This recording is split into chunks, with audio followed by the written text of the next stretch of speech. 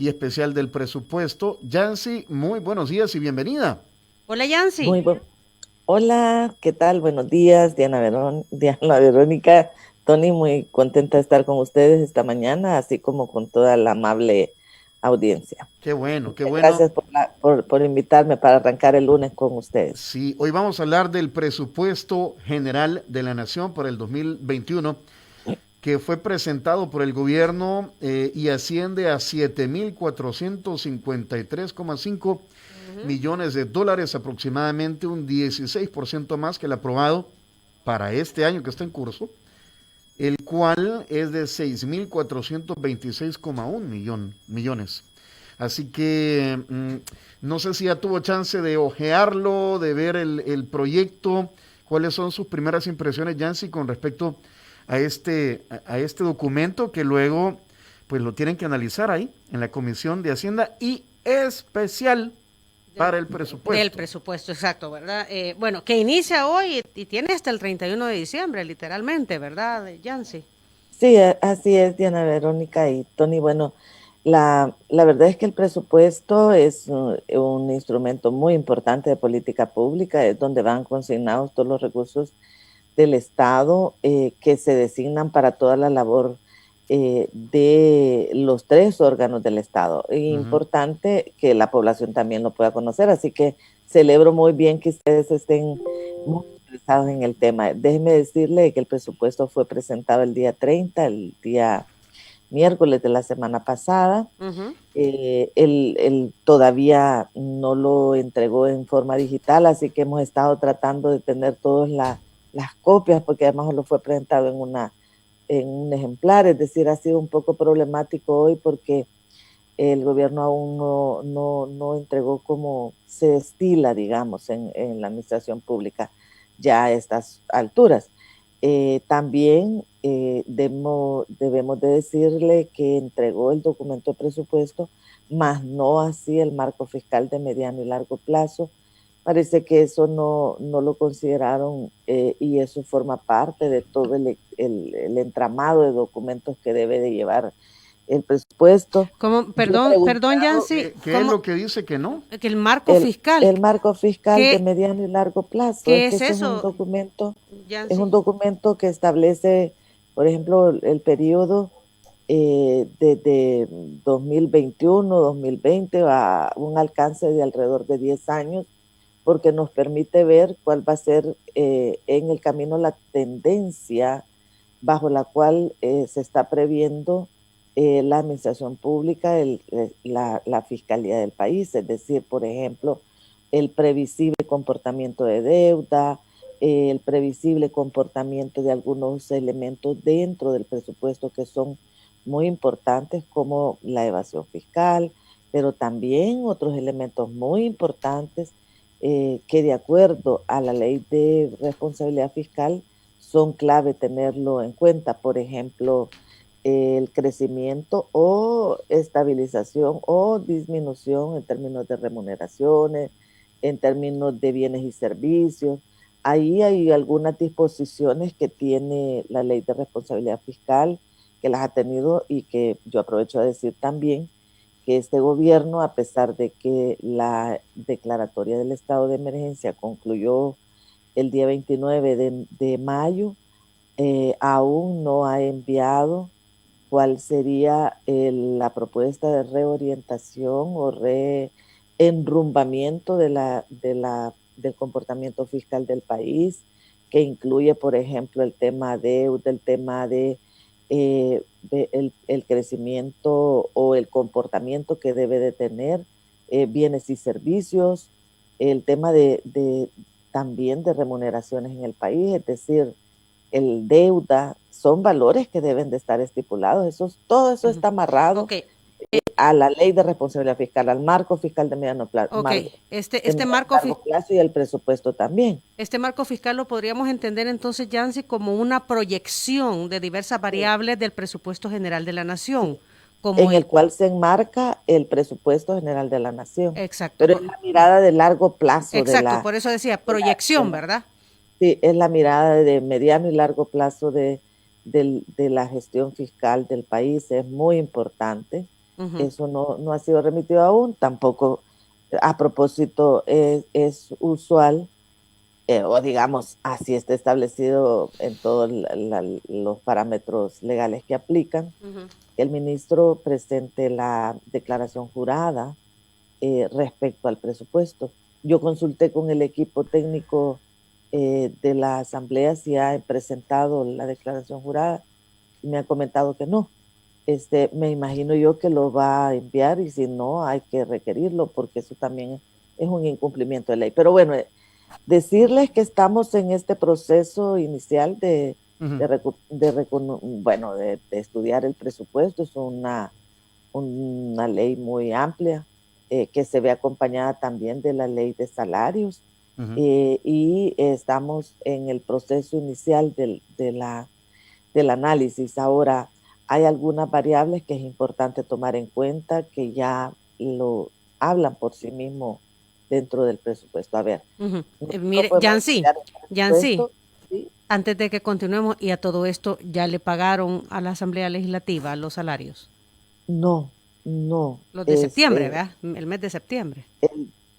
Del mes de septiembre, no. Todavía no. De hecho, la Junta Directiva ya certificó esta realidad a la Fiscalía General de la República, porque como ustedes saben, por Constitución, los salarios no se pueden retener. Esta es una ilegalidad terrible. Hemos certificado esta realidad a la Fiscalía, pero también se dio el aviso, pero debo comentarles también que se presentó una demanda ya, una denuncia de carácter penal. Es decir, ahí hay como asamblea se ha procedido a lo que la ley nos manda, ¿verdad? Que es aplicar todo el procedimiento de ley y eso se ha hecho de tal forma de que el señor ministro, su viceministro y los responsables de presupuesto, también de tesorería, deberán enfrentar esta realidad porque sí ya presentamos una denuncia. Digo porque no solamente es un incumplimiento de ley, es también un atropello a las familias de los trabajadores. En realidad es un abuso de poder de parte del gobierno y aquello que nadie les cree, ¿verdad? Porque dicen es que no les han pagado porque no tienen liquidez de fondos. Y 2 semanas antes acaban de colocar 645 millones de dólares en CETES de forma expresa. Debo decirle a la población que los CETES son dinero líquido, inmediato. ¿Saben cuánto asciende la planilla de la Asamblea Legislativa? O digamos el desembolso que para el mes de septiembre debería haber transferido el gobierno es 3.8 millones. ¿Cómo es eso que no tienen liquidez para pagar a la Asamblea Legislativa?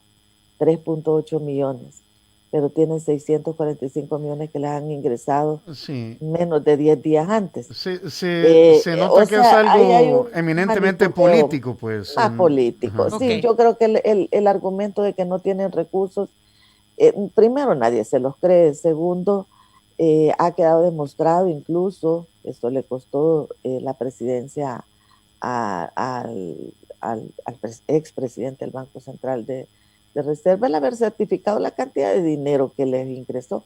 No les gustó y lo han puesto, le pidieron la renuncia porque ahí manejan ese lenguaje así de que renunció. En realidad le pidieron la renuncia. Y deberían de ser más responsables. En realidad ese tema está pendiente, Diana Verónica. No hay un avance en relación a eso.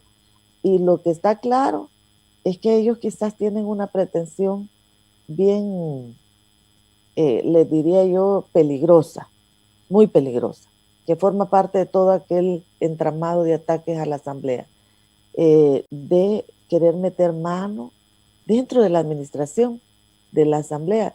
La Asamblea tiene por constitución su administración, tiene también todo su mecanismo y más pareciera que están interesados en meter mano hasta dentro de la administración de la Asamblea Legislativa. Esto es altamente peligroso.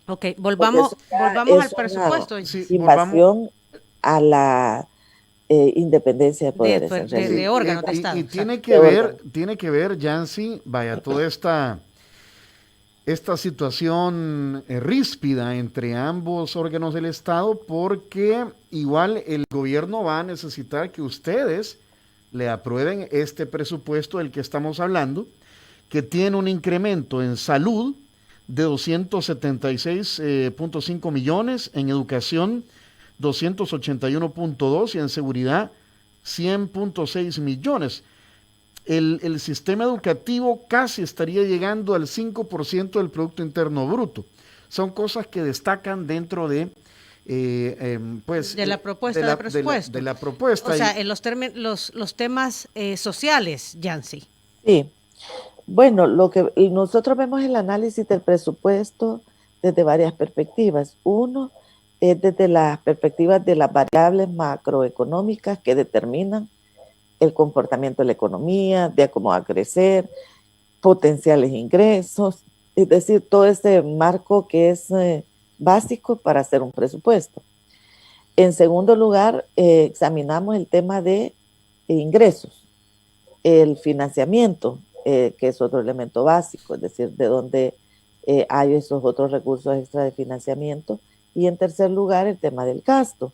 El presupuesto, si lo vemos en términos iniciales, las primeras valoraciones que nosotros tenemos son respecto al presupuesto, es que es un crecimiento de alrededor de 1.027 millones de dólares, como ya lo dijo Tony, o sea, estamos creciendo de 6.426 a un presupuesto propuesto por 7.453 millones de dólares. Eso es un crecimiento de más de 1.000 millones de dólares.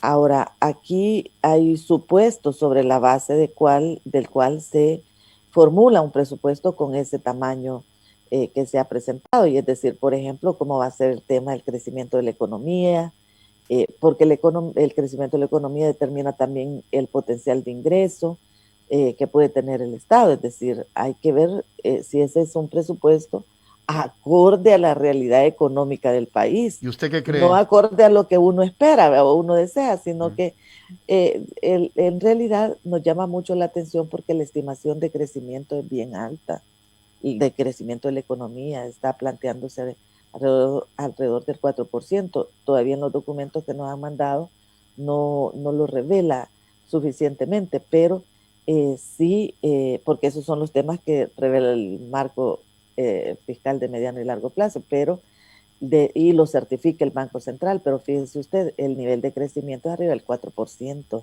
según las estimaciones que han mandado, es decir, la pero economía no hemos crecido al 4% en... Y desde años. O sea, años. Entonces, la verdad que a lo mucho hemos crecido el 2% a la hora de la realidad. 2.5. Es que 2.5 era siempre como la proyección, pero ya cuando hacían los ajustes en el primer trimestre del siguiente año, terminaban diciendo que en realidad habíamos crecido 2.1. En un año normal, sin una pandemia. Ajá. ¿Y de dónde viene la proyección del 4? Eso nos llama la atención, tienen que explicarlo, porque el nivel de crecimiento de la economía planteado es muy optimista, es decir, no es optimista, es muy optimista. Y uno dice ahí, bueno, está bien, hay que analizar. Yo creo que ese es un dato que van a tener que explicar muy bien. Ahora ya los economistas, ya el mundo está emitiendo, digamos, de todos aquellos que son estudiosos de esta realidad económica, ya están haciendo comentarios muy, digamos, que donde colocan una duda razonable sobre ese valor del crecimiento por las razones obvias. O sea, un día después que presentaron el presupuesto, el Banco Central de Reserva certifica que hemos caído en el último trimestre 19 puntos del PIB. Entonces usted dice, wow, una caída tan vertiginosa del último trimestre del año, es decir, la realidad económica que ustedes conocen perfectamente, que no termina de ponerse al día, de arrancar. Hay una pérdida increíble de empleos, hay una pérdida de la capacidad productiva, del tejido productivo, es decir, hay una afectación enorme en términos de la economía. Y ahorita lo que está estimándose es un crecimiento bastante alto, es decir, ese ya es un punto que ellos deben de explicar, que tienen que ver porque a lo sumo dentro de los documentos que han presentado lo que llega a decir es que esperan un efecto rebote de la economía. Bueno, ¿qué tan alto va a ser ese efecto rebote de la economía que nos permita crecer saliendo de una realidad económica como la que estamos a un crecimiento del 4%? Sí, ya es un tema realmente que lo deberán de explicar con un gran detalle. Porque pero también en números gruesos, lo que se prevé de ingresos son como 5.000 millones y lo demás se tiene que financiar. Son más de 5.000 millones. 5.315 es lo que esperan que ingrese, pero para que completar ingrese. Los 7.400 y pico, que es la propuesta de ley de presupuesto, le faltan 1.000 y pico de millones, ¿verdad? O sea, ¿qué han dicho de dónde van a salir esos 5.300 y el financiamiento también cómo? O sea, bueno, ellos no lo han explicado hasta ahorita, pero si nos vamos al tema de crecimiento de ingresos, veamos la variable de ingresos dentro del presupuesto, ¿qué es lo que está aconteciendo? En ingresos se prevé ciertamente un crecimiento importante de más de 400 millones de dólares y en ingresos tributarios por ingresos corrientes, ¿verdad? Pero lo que más crece ahí es IVA.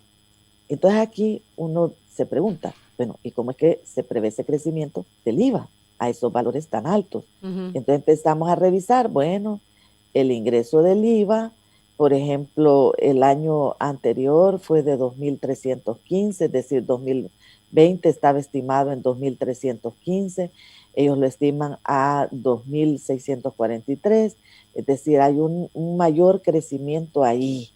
Ese es el valor, crece el 14%. Y lo que nos indica esto, ¿cómo crece el IVA? Crece por el consumo.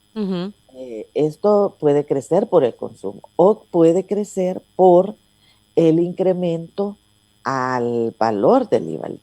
Si es ahorita el 13%, un incremento a ese porcentaje podría significar un crecimiento. ¿Cómo están previendo que crezca el IVA? Es un tema que tiene que explicar el gobierno, porque el crecimiento mayor que está planteándose en términos de ingresos es por IVA. Y entonces uno se pregunta, bueno, ¿cuál es el factor que ellos están esperando que crezca, que haga crecer el IVA? O eso por esas dos variables. ¿Hay alguna...? Ese por el porcentaje de la asignación del IVA, es decir, si lo quieren subir del 13 al 15%, si el gobierno se está planteando un crecimiento en la tasa, es decir, está pensando incrementar el impuesto al IVA, esa es mi pregunta. Así directamente, el gobierno tendrá que explicar, porque lo que nos han mandado hasta ahorita son unos cuadros y en los cuadros usted nota y determina y dice, bueno, ahí hay un ingreso de estimación de dónde se incrementan los ingresos que pretende, según revela el gobierno, de dónde vienen. Entonces, cuando usted empieza a identificar cuáles son esos elementos que permitieran decir, hay incrementos, usted va ve el IVA y ve la diferencia, lo que le acabo de mencionar. Entonces, un crecimiento del 14% del IVA, pero entonces usted dice, wow, ¿cómo va a crecer a ese nivel el IVA? Entonces usted puede decir, el IVA puede crecer por dos razones. Una es porque el gobierno esté pensando que va a incrementar el impuesto al IVA y otra es por la variable de consumo. En el tema de la variable de consumo depende de los ingresos de la economía. Con una caída en la economía de los hogares terrible como la que hemos tenido, grande, significativa, y si no vayámonos a la estadística, por ejemplo, de la pérdida de empleo, la pérdida de los emprendedores. ¿Cuántos emprendedores no han cerrado en los últimos años? No hablemos de las empresas, las grandes empresas, hablemos de los emprendedores, de los micro, de los que tienen negocios de subsistencia, de los que tienen pequeños negocios que son los que en realidad generan el ingreso para las familias de los hogares al generar una gran cantidad del empleo. La misma CONAMIPE nos decía que en términos de micro, pequeña empresa son los que generan más del 80% del empleo en este país. Es decir, o sea, ahí hay un tema que creo que van a tener que explicar muy bien. Ya no genera dudas, porque como le decía, ahorita estamos viendo el tema valores generales, y hablemos del ingreso. el ingreso, esta es una de las dudas suficientemente razonables. Sí, respecto a la recaudación del IVA, sí. Hacienda ha proyectado que sería de 2.643.4 millones. Esta proyección supera por más de 300 millones la hecha para el presupuesto del año en curso, de este 2020. Tengo una pregunta. Con tanto préstamo, solo termino mi pregunta, Yancy. Con tanto préstamo que se ha hecho este año, ¿hay compromisos que el Fondo Monetario Internacional o el BID y qué sé yo, estos organismos multilaterales le ponen al país para disminuir el déficit fiscal? Llámese incremento del IVA escalonado, como ya lo insinuó usted, u otros impuestos, Yancy. Hay una carta compromiso que firmó este gobierno por los 389 millones del Fondo Monetario Internacional, que esos fueron los primeros que ingresaron. Eso fue lo primero que se aprobó en el marco de aquello de la de la cuota de 2.000 millones de dólares que se le aprobó al gobierno en términos iniciales, y que después esa cuota se amplió 1.000 millones más. Eso significa 3.000 millones. Pero hablemos de el tema de del Fondo Monetario. El Fondo Monetario dio en términos al gobierno 389 millones de dólares. Ahí el gobierno firmó una carta compromiso con el Fondo Monetario. Ustedes saben que el Fondo Monetario es una de las instancias que no da nada por confianza, sino en base a ciertos compromisos que generalmente y nosotros recordamos mucho los ajustes fiscales del Fondo Monetario, que le han causado una gran un grave perjuicio también a la gente en nuestro país. Digámoslo claramente, muchas de las medidas que el Fondo Monetario tomó en los últimos años, en realidad lo que han es afectado a la población. Pero bueno, esa es otra discusión importantísima. Pero veamos eso, 389 millones, ¿cuál fue la carta? La carta es pública, nosotros la hemos hecho pública. Ahí hay un párrafo que dice que el gobierno de la República se compromete a un ajuste fiscal en el 2021 de 3 puntos. Entonces usted pregunta, 3 puntos respecto al PIB. Usted se pregunta, ¿cómo se hace un ajuste? O por la vía de ingresos, usted eleva ingresos o disminuye gastos, o ambas. El gobierno no está disminuyendo gastos, está claro que no. O sea, los ingresos por la vía de impuestos. A ver, de nuevo, lo del tema de este ajuste fiscal es porque usted eleve ingresos porque pone impuestos, adiciona impuestos que le van a generar ingresos adicionales, es una variable, o por otras razones que usted deberá explicar en términos de ingresos. Segundo, o por la vía de recorte del gasto. De acuerdo al presupuesto que han presentado, está claro que no están recortando gasto, excepto a ciertas instituciones a las que están castigando, porque le han recortado. Vamos a hablar un poquito del gasto, supongo yo, cuando un poquito más adelante. Estamos todavía en el tema de ingresos, pero lo que sucede ahí es que entonces, ¿cuál es el compromiso? El incremento al impuesto del IVA. Nosotros siempre lo hemos denunciado, pero eso está ahí, ese es un compromiso del gobierno con el Fondo Monetario Internacional. Ahí está firmada la carta compromiso. Ellos viven diciendo que no lo van a hacer. O sea, esa podría ser una vía.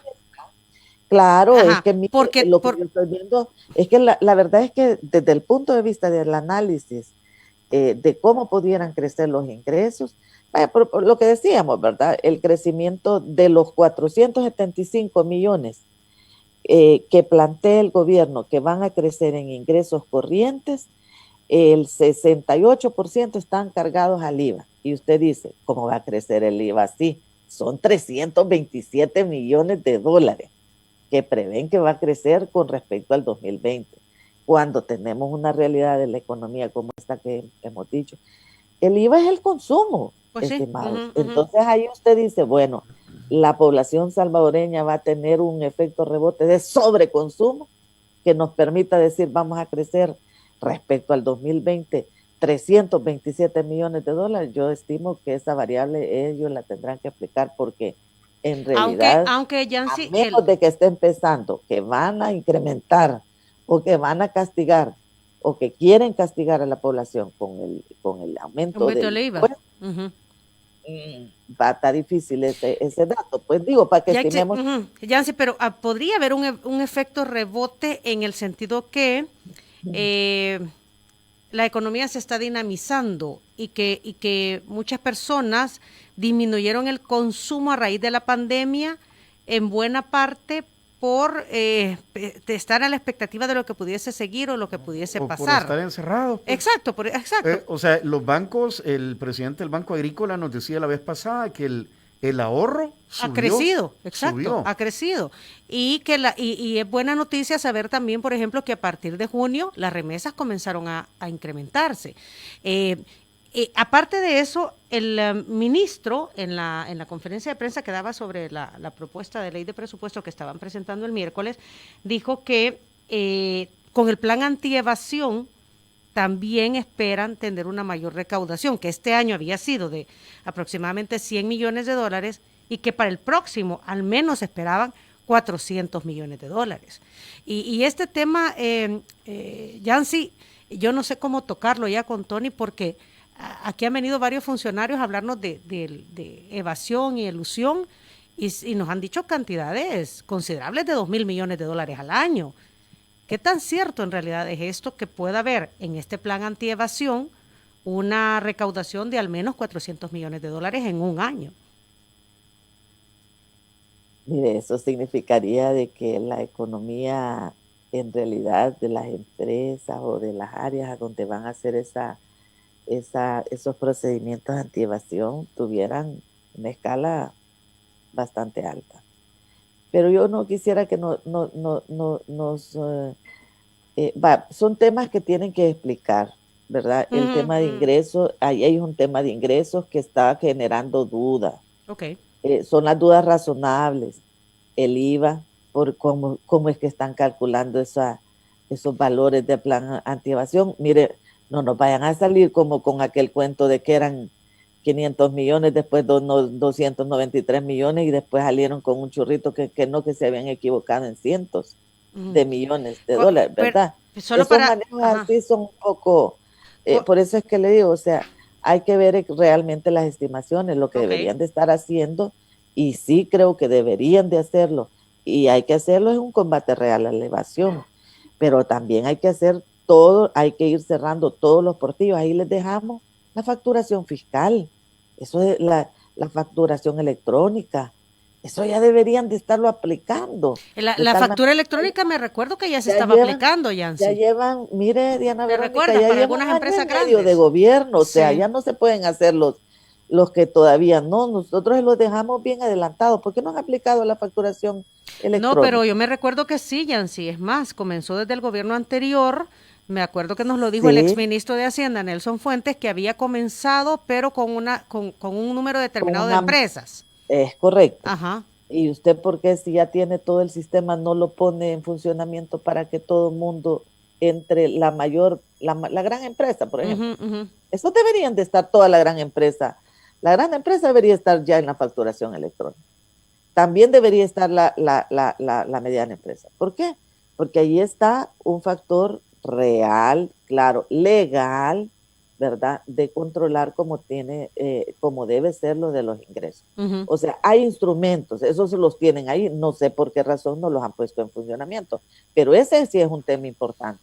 Ahora, volviendo al tema de los ingresos, yo creo que ahí sí, yo creo que es que es bien difícil esto que nos están planteando porque lo que significa es que de cada $10, fíjese usted, según ese crecimiento, de cada 10 dólares que van a incrementarse, 7 son de IVA. Esa preocupación hay que resolverla y este gobierno tiene que declarar bien cómo es que va a generar ese nivel de ingresos por lo del IVA, porque de lo contrario vamos a estar frente a ese gran riesgo de que pretendan incrementar el impuesto del IVA. Eso es un riesgo que está ahí por lo que hemos visto. Vamos a estimar a ver cuáles son las próximas, digamos, los próximos...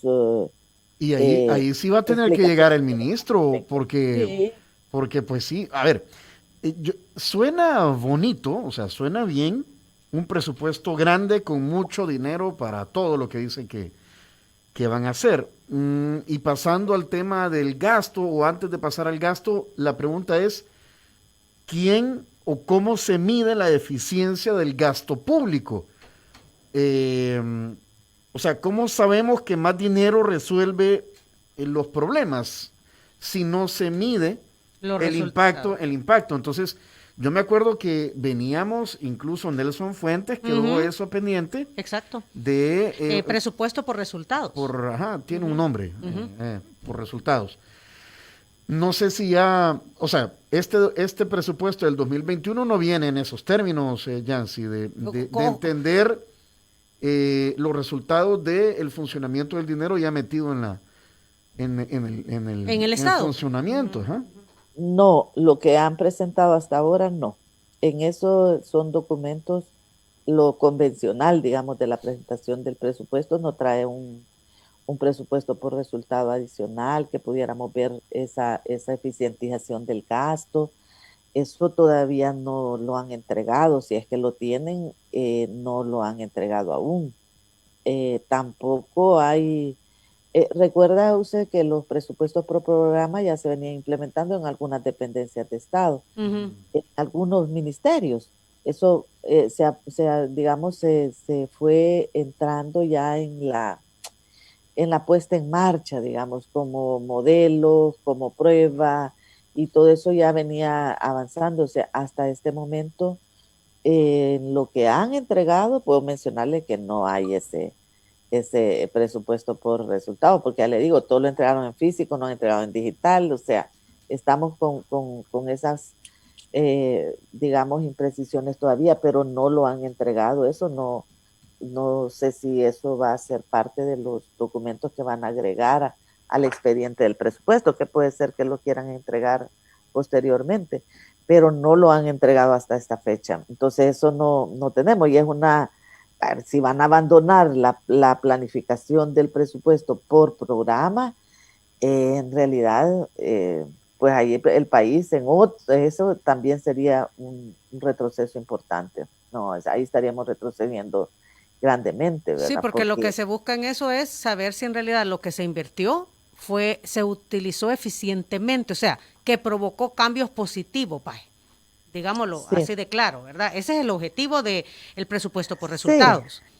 Sí, que también tiene un impacto en la vida de las personas, es decir, que los salvadoreños perciben el beneficio de esa asignación presupuestaria, no porque le regalen el dinero, sino porque tiene una prestación o un beneficio que le es tangible, que le es que directamente llega a ellos, y que además se traduce en variables importantes como la disminución de la pobreza. Lo que hemos visto ahorita es el lado contrario. Ahorita la pobreza está incrementando a partir de toda la situación que hemos experimentado. Yo insisto, me preocupa mucho la pérdida de capacidad adquisitiva de la población. Fíjese, el consumo, que es una variable para decir que puede crecer el IVA, pasa porque los ingresos de los salvadoreños tengan una capacidad adquisitiva, los salvadoreños y salvadoreñas. Ese tema se está viendo bastante afectado a partir de la cantidad de cierres de micro, pequeñas empresas, de emprendimientos, de trabajadores por cuenta propia. Es decir, ahí hay una afectación importante que lo vamos a ver en los próximos meses. Claro, Yancy, esto quisiera decir de que entonces el presupuesto general de la nación debe estar íntimamente ligado al famoso plan de reactivación económica, porque ahí podríamos entender el incremento del 14% en recaudación del IVA, etcétera, etcétera. Y de este otro tema, no ¿se sabe algo? Ese plan no existe, porque no lo han presentado. ¿Cuál es el plan de recuperación económica del país? Dígame en qué momento este gobierno ha presentado el plan de recuperación económica. No, por eso le decía, debería de ir íntimamente ligado a la propuesta de presupuesto. Claro, Diana Verónica, es que esto se necesita de políticas públicas, es que el presupuesto necesita políticas públicas. Por ejemplo, ¿por qué es un misterio el plan de salud? ¿A ustedes le llama la atención eso de que lo declararon en reserva? Si es una política pública porque lo declaran en información en reserva. Eso es inaudito. Imagínense que el plan de la política de salud, el gran plan que dice el gobierno que va a hacer, que hasta hizo una cadena nacional, después le encarga al ministro, que el ministro ya lo tiene. Usted viene ahora y resulta ser que, según informan los medios de comunicación, justamente ese documento de la política de salud del país lo han declarado información reservada. Usted se pregunta, ¿cómo una política pública puede ser una información reservada? En realidad estamos en un contrasentido. El plan de recuperación económica. Yo he escuchado algunos funcionarios que se refieren a eso. Y uno les pregunta, ¿me podés entregar el plan? ¿A dónde está el plan? ¿Está colocado en alguna página web ahí, perdido en alguna parte? No, no existe, no está. No han hecho un plan de recuperación económica. ¿Dónde está considerado todas esas medidas que van a tender a apuntalar la economía de nuestro país? Eso no es tema pendiente, ¿verdad? Es un tema pendiente absolutamente, como lo son todas las políticas públicas. Le voy a decir algo. Mire, ¿cuál es la política de juventudes? ¿Cuál es la política de juventudes de este país? No está. Fíjese que la política de género desapareció. No hemos visto cómo todas aquellas medidas para reducir las desigualdades, principalmente en favor de las mujeres, todo el tema de equidad, todo eso desapareció. No hay políticas públicas, no han elaborado. Diana Verónica, tienen más de un año y medio, ya van a tener un año y medio tienen más de un año ya, un año digamos, tienen un año de ser gobierno y no tienen una política pública que hayan presentado en términos de juventudes, en términos de género, tampoco lo tienen en el plan que acabamos de mencionar, que es una política pública, de salud, etcétera. Yo creo que aquí hay un problema serio de planificación que no termina de cuajar. Lo que acabamos de mencionar, el presupuesto por resultados. Ese tema hay que analizarlo para este periodo, que dicho sea de paso, es uno de los compromisos del BID, porque es una colaboración técnica del BID que viene de hace varios años y que se supone que ya para este año debería estar en plena vigencia, no en las fases de prueba como ha venido durante los últimos 2 años. Creo que tuvo una fase de prueba. Este año ya debería entrar en plena vigencia, ya se probó. Ahorita todavía eso no está. Ajá. Mire, y hay margen hay movilidad porque pues sí, para terminar de financiar el presupuesto del próximo año, aparte de la endeudada que ya nos dimos este 2020, van a necesitar más deuda. Sí. ¿Y de dónde? Pues, o sea, ya no hay... O sea, uno se pregunta... ya no hay margen de movimiento ahí, o sí se puede. Bueno, el presupuesto planteado para este 2021, según la brecha de financiamiento, por ingresos propios, según el presupuesto del gobierno, serían 5.878. Luego viene, entonces, si usted tiene un presupuesto de 7.753 millones, ¿de dónde sale el resto, verdad? O sea, son alrededor de 1.575 millones que usted tiene como brecha de financiamiento. Repito, porque ingresos propios reportan que estiman, aún con esos crecimientos que le he mencionado que están un poco en duda, sí, pero digamos de que son proyecciones de ingresos, 5.878 millones. De 7.700, entonces hay una brecha de financiamiento de 1.575. Ahora, ¿de cuánto de eso se plantea que sea por emisión de deuda, según el gobierno? 1.342. 1.300. ¿Cuánto fue la brecha de deuda del 2020? 645 millones. O sea, esto está duplicando, está creciendo casi en un 100%, ¿no? Entonces estamos hablando de 1.342 millones. Acá este es un elemento importantísimo porque ciertamente usted me dice, mire, y del cupo todavía de seguir creciendo en deuda, ¿hay espacio o no? Nos podemos seguir endeudando, pues podemos seguir, en siendo realidad sujetos de crédito. Ya estamos en un 90% con las autorizaciones que ha hecho la Asamblea Legislativa de los 2.000 millones, luego los otros 1.000 millones, etcétera. Ya estamos en el 90%, 92% de deuda respecto al PIB, que significa que por cada $100, digamos, que producimos, de esa producción, de esos 100, 90, $92 ya están para el pago de deuda. Es decir, en realidad hay un nivel de compromiso bastante alto en este tema. Lo compromete el nivel de deuda, es preocupante. Posiblemente, ¿de qué depende eso? De que haya posibilidades de seguir colocando en el ámbito internacional. Siempre va a haber, porque a una deuda más cara, claro que sí, porque el riesgo país se incrementa cada vez que usted incrementa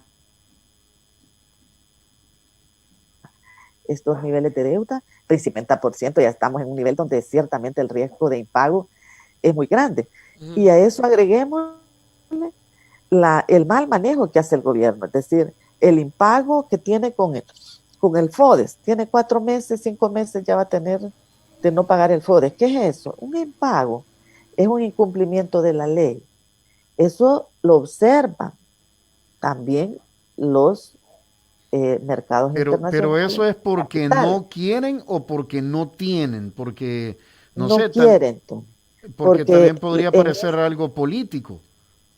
Yo creo que esa es una medida más bien, al igual que el condicionamiento a la Asamblea Legislativa, ¿va? Porque en eso los ministros han sido claros, el presidente ha sido claro, dice, apruébenme la deuda y les pago. ¿Y qué es eso? Es un chantaje. ¿Y qué es lo que pasa con los alcaldes? Les dice, los municipios, no son los alcaldes, son los municipios. ¿Por qué no les pagan los ingresos? Fíjese usted, ¿qué dice la ley? La ley dice el 10% de los ingresos corrientes. Va. ¿Cuánto fue el ingreso corriente del mes de agosto? Ahí está 375 millones, declarado por el Ministerio de Hacienda. Porque estos viven diciendo, se cayó el ingreso, pero el ingreso en realidad sigue entrando. ¿Cuántos fueron los millones que ingresaron en el mes de agosto? 375 millones. Entonces de esos tendría que el gobierno tiene que apartar el 10%. 375, el 10%. ¿Por qué no lo paga? Porque no lo quiere pagar, porque quiere condicionar a los consejos municipales, a las municipalidades. ¿Y qué es lo que pretende? Es una medida totalmente política. ¿Cómo va a creer que siguen ingresando cantidades de recursos? Y le pongo un ejemplo. Los últimos que asignó la Asamblea Legislativa, 75 millones del préstamo del PIB. Ingreso líquido. Ahí está, ingresó. ¿Por qué no les entregó el dinero a los alcaldes? Pero lo que quiere entonces el gobierno es que los alcaldes... Ahí están haciendo un manejo, yo diría, muy perverso, pero todas esas cosas también las ven digamos, los que evalúan el riesgo país. Y yo creo que todo eso lo observan. ¿Qué va a significar eso? Que haya posibilidad de seguir incrementando deuda. En algún momento podrá haber esa posibilidad, lo único es que cada vez esas deudas son más caras. Y lo otro es que hay que discutir si la población está de acuerdo también en seguir incrementando deuda. Le voy a comentar algo, fíjese, estamos en el mes de octubre. De los 3.000 millones de dólares que tiene asignados el gobierno en margen de deuda, ¿cuánto va a poder ejecutar este año? Ese es un tema que hay que ver. Pero espérese, Yancy, espérese, no. El gobierno tiene varios préstamos pendientes de aprobación o de ratificación. Pero, pues... como el ejemplo de los 250. Como eso está ahí, lo tienen ustedes. Antes lo que hizo fue ir a colocar CETES al 7.5%, pero... y ustedes dicen que vengan y que nos expliquen para que les aprobemos o ratifiquemos, o sea, pero de los 3.000 millones todavía hay dinero que están en curso. Lo que pasa es que ellos entonces han recurrido para evitar el escrutinio de la Asamblea Legislativa, recurren a esos préstamos puente como el CETES, ¿verdad? Esos son créditos puente. La tarjeta de crédito. Es correcto, que tiene una vigencia de 1 año. tiene que pagarlo en un periodo no mayor de un año, porque así funciona la tarjeta de crédito. Pero de los 3.000 millones, ¿cuánto está todavía lo del LETES? De los 3.000 millones, ¿cuánto está todavía, parqueado en la asamblea, por decirlo así? Hasta el mes de agosto, que teníamos información, que fue lo que certificó el presidente del Banco Central de Reserva, porque yo ahí lo voy a citar a él, porque en realidad nosotros le hemos dicho muchas veces, pero digamos, lo certificado en declaración jurada por el señor presidente del Banco Central de Reserva es que a este gobierno se le han aprobado más de 2.238 millones de dólares. O sea, en realidad los ingresos de este gobierno son, por aprobación de deuda, 3.238 millones. Y dice, le han ingresado ya a estas alturas más de 2.600 millones de dólares. Entre estas deudas, porque no es que no cuenten estas deudas del CETES, el ETES, y todo eso cuenta. Y, claro, lo que hizo el presidente del Banco Central, es decir, lo que este gobierno ha tenido es 3.238 millones de dólares. De eso, más de 2.600 ya han ingresado. Ya certificó. Esa fue la declaración que le costó el puesto, ¿verdad? Eso es lo que dijo él. Sí, claro, eso es lo que le cuesta a él, porque claro, él dice, el presidente ha dicho, es mentira, aquello de que no hay ni un centavo partido por la mitad, esa frasecita que acumuló diciendo de que no le había ingresado. Y lo desmiente, porque además el presidente del banco dice, ¿y cuándo ingresó? Bueno, desde el mes de abril, y ahí dice, desde el mes de abril, en mayo, en junio, o sea, eso ha venido ingresando. Usted tuvo declaraciones del presidente todavía en el mes de mayo, junio, diciendo que no le había ingresado un centavo partido por la mitad. ¿Y qué fue a decir el presidente del Banco Central?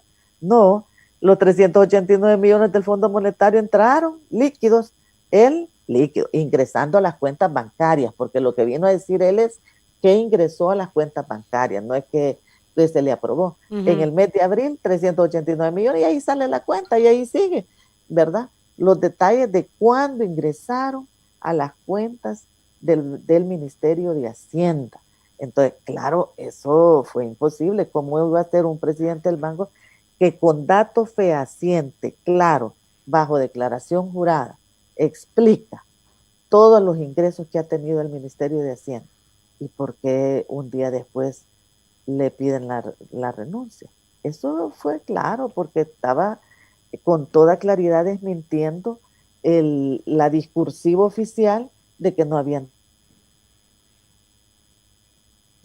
Y eso fue, pero claro, como un presidente del Banco Central va a decir lo contrario. Sí, ahí es donde se ve claramente la realidad, es que este gobierno sí que ha tenido ingresos. Fíjese usted, el ingreso solo de deuda, porque le estoy hablando 3.238 millones de dólares certificados por el Banco Central, solo de deuda. Y adicionalmente, ¿cuánto es que el Ministerio de Hacienda en la página web? Vayan, curioseen, mientras no lo quiten, porque la verdad es que yo hasta temor, como dice una investigadora aquí económica, también tengo temor que un día de estos dejen de publicar. La publicación del Ministerio de Hacienda dice ingresos corrientes del Estado, publicación de mesamente del Ministerio de Hacienda, son 3.228 millones de dólares.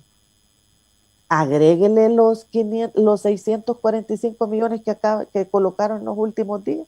O sea, estamos arriba de un ingreso de 7.000 millones de dólares. ¿Y cómo es eso que no tiene dinero? Y en realidad usted se pregunta, bueno, aquí hay una mala voluntad, hay una intencionalidad política, o algo ha pasado con el dinero, que expliquen para dónde se lo llevaron. Queriendo hacer que dinero ha tenido bastante, abundantemente este gobierno. Queriendo hacer un resumen de varias inquietudes de los amigos radioescuchas, Yancy, a través de la transmisión de Facebook Live y del WhatsApp, es cierto que el gobierno, o mejor dicho, el Ejecutivo propuso a la Asamblea en el tema de los salarios pagarle al a los empleados, a los colaboradores de la Asamblea, exceptuando los diputados? El ministro ha querido meter mano, porque eso es un resumen muy, digamos, de una parte, ajá, porque lo que quiere es que le enviemos los nombres de la Asamblea, de los trabajadores para allá. En realidad lo que él está queriendo es que la administración de la Asamblea vaya para allá. Lo que es señalar que el gobierno, a través del Ministerio de Hacienda, ha incumplido la ley. ¿Por qué? Porque es delito retener los salarios de los trabajadores. Esto ya no es un solo incumplimiento de que mira, y entonces mandame aquí, mandame el otro nombre y ahí voy a ver a quién le... Pero y esas planillas que no son públicas, pues no, ya... no, aquí estamos, pues sí, Diana Verónica, pero ahí hay un manipuleo de la información. Yo lo que le puedo decir es que nosotros hemos sido muy claros en el sentido de que esos incumplimientos de ley que son ilícitos, porque ahí hay un ilícito, ahí dejémonos de sí, el no pagar el salario. Es un delito, no pagarle los salarios a los trabajadores es un delito. De que tienen los recursos para pagarlos, los tienen. ¿Por qué no lo pagan? Porque ellos están pretendiendo jugar con esa necesidad de los trabajadores, de las familias de los trabajadores, llevarlo como una forma de condicionamiento a la Asamblea para que les siga aprobando cualquier cantidad de recursos. Mire, ese es todo el tema aquí, ese es el tema de fondo. Entonces, pretender decir, no, es que le pongan una planilla para acá, una planilla para allá, esos son manejos, pero en realidad lo de fondo es que ha cometido el ministro de Hacienda y todo su equipo al incumplir la ley, un delito. La Fiscalía deberá de proceder conforme a esto. Fíjese usted cómo son estos condicionamientos, cómo ocupan este tipo de condicionamientos.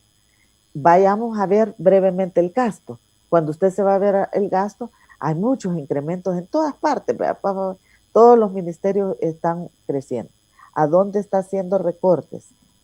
Recorta a toda la institucionalidad que tiene que ver con labores de información, contraloría, acceso a la rendición de cuentas. Eso es lo que está recortando. ¿Y ustedes, hay una intencionalidad ahí. Yo tengo una pregunta, y es, vaya, por ejemplo, para el Instituto de Acceso a la Información Pública le han bajado $100,000. ¿Ustedes pueden volver a darle esos $100,000? O sea, pueden hacer de lo que ha enviado el ministro de Hacienda ajustes, quitar, poner, subir. La Asamblea tiene la facultad, lo que no puedes incrementar, va a decir, si ahorita son 7.753 millones de dólares el presupuesto que envió el gobierno, no podemos incrementar arriba de ese monto de 7.700. Pero a los ajustes necesarios dentro de las partidas presupuestarias, eso es una facultad de la Asamblea Legislativa. De hecho, nos parece lamentable que este gobierno le recorte a la Procuraduría General de la República. Es una instancia que presta un servicio importantísimo a los salvadoreños. Pero ustedes lo pueden subir. Eso sí, ¿cuál es lo que estábamos viendo, Tony? Es la intencionalidad que refleja el presupuesto. Porque la intencionalidad, fíjese, mientras le sube a una gran cantidad de ministerios, incluso algunos cuestionados fuertemente por el manejo que han hecho de los recursos hasta ahora, incrementa, son algunos cientos de millones de dólares. Y en unas partidas, por otro lado, ¿a quién le recorta? No, a todas estas entidades contraloras, me refiero a la Procuraduría de Derechos Humanos, a la Procuraduría General de la República, al Instituto de Acceso a la Información, a la Corte de Cuentas. Es decir, lo que hace es castigar, pretendiendo castigar la labor que realizan estas entidades que tienen esta tarea por ley. Pero otros dirán, sí, pero aumentó la inversión en el gasto social. Educación, salud. Cualquier inversión en el área social es importante el tema de educación, salud, lo no, que por hay eso, que revisar entonces, como hay que hacer malabares con el presupuesto, entonces es más importante subirle a presupuestos sociales como educación y salud que a otros. Y no estoy, no Diana estoy diciendo Verónica, de que las entidades contraloras o entidades como la Procuraduría General de la República, que por cierto nunca le alcanza el presupuesto, siempre el tipo agosto pide un refuerzo presupuestario, no sean importantes o no sea primordial, pero como se tienen los mismos fondos, hay que priorizar. Eso podrían decir algunos. Sí, yo también estoy de acuerdo. Entonces, ¿por qué la partida presupuestaria que envía el gobierno para publicidad es más alta que cualquier presupuesto, incluso y es más alta que el presupuesto de la Procuraduría de Derechos Humanos? ¿A usted qué le parece? ¿Es mejor que la publicidad del gobierno tenga 15 millones, 20 millones? Hay que ver si no están escondidos en otras partidas también, ¿verdad? Como fue el año pasado. Vamos a estudiar todas esas partidas que quedan poco claras, un poco bueno, oscuritas. ya Entonces, dice usted digamos, que pero sí. lo que sea, 15 millones, digamos, de publicidad que han puesto ahorita. ¿Y la Procuraduría ¿Es más General? importante eso o la Procuraduría General de la República? ¿Cuánto tiene la Es más Procuraduría importante General? 10 millones la Procuraduría de Derechos Humanos. Entonces usted 22 millones el de la Procuraduría General. Entonces usted dice, bueno, ¿y cuál es la importancia aquí? ¿Es más importante la gran campaña de publicidad de este gobierno para ensalzar a su presidente y a ensalzar al gobierno? ¿O darle el presupuesto que le corresponde a la Procuraduría de Derechos Humanos, a la Corte de Cuentas para que cumpla su función, o a la Procuraduría General? O sea, ahí es donde uno dice, yo creo que hay que hacer ciertamente esas valoraciones que usted plantea, Diana Verónica. Es decir, es importante, son fondos públicos, ¿verdad? ¿De dónde deben de ir los recursos? Exacto. Bueno, pero ahí está que en la comisión pueden incrementar esos presupuestos tal y como han llegado. Hacer los ajustes. ¿Qué mensaje o qué le dice a usted también que justo en el día en el día que presentan el presupuesto, yo creo que el día siguiente renunció el viceministro de Hacienda? Que sí, creo que fue jueves, ¿verdad? Es que renunció por la ilegalidad. Yo creo que él se dio cuenta de que alguien seguramente, o él es una persona muy inteligente, con una amplia experiencia en la función pública. Está claro de que el día 30 era el último día para que el gobierno pagara el salario. A partir de que no pagó el día 30 de septiembre, el salario de los trabajadores, hay un cometimiento de ilícito, de un incumplimiento de la ley. Esa demanda propuesta por la Asamblea Legislativa, por la Junta Directiva de la Asamblea, demandando a los funcionarios que tienen que ver con ese incumplimiento de ley y ese cometimiento de ilícito, Óscar Anaya, está ahí considerado. O sea, yo le quiero decir, en esto no hay que ver la responsabilidad. Yo creo que él renunció el día primero porque él también sabe que había, y él es consciente de que hay un incumplimiento de ley. El salario de los trabajadores no se puede retener. Él renunció el día jueves, en efecto, que fue 1 de octubre. El día primero. Al menos conocimos de la información de que él había renunciado. Sí, tenía 30 años. El día primero supimos que había renunciado. No sabemos si renunció el 30, qué día renunció él, no lo sabemos porque no hemos tenido acceso a la información. Pero lo que sí sabemos es que se hizo público que el día 1 de octubre se conoció públicamente que el señor viceministro había renunciado. Óscar Anaya tenía 30 años en la institución. Sí, ¿Y usted qué ve? O sea, porque el fiscal dice, estoy tomando nota, se va a abrir investigación, ¿verdad? Pero si hay yo he visto mucha presión de que tiene una pasividad o el fiscal, pues mucha tibieza en cuanto pues, no, siempre toma nota, pero no pasa nada, dicen muchos.